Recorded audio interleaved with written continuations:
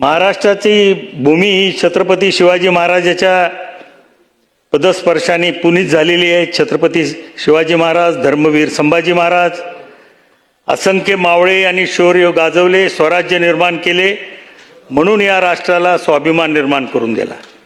त्यांच्या कर्तृत्वाचे प्रतीक असलेले गडकिल्ले आज शेवटच्या घटका मोजत आहेत। गडकिल्ल्याचं संवर्धन करणं ही आपली जबाबदारी आहे आणि गडकिल्ले जिवंत राहिले तरच भावी पिढीला आपल्या गौरवशाली इतिहासाची ओळख करून देता येईल। या उद्देशानं महाराष्ट्रामध्ये एक जागर प्रतिष्ठान आहे।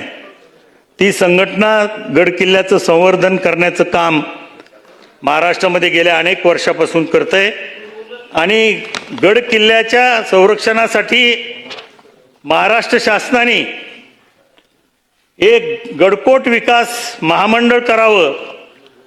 याच्यासाठी जागर प्रतिष्ठानचे हे पदाधिकारी 5 मार्च पासून तुळजापूर जिल्हा धाराशिव इथं उपोषणाला बसलेले आहेत। मला शासनाला विनंती करायची आहे की निश्चितपणानं गडकिल्ल्याचं संवर्धन करण्यासाठी ही तरुण मंडळी उपोषणाला बसल्या असल्यामुळं त्यांचं उपोषण सोडवण्यासाठी शासनानं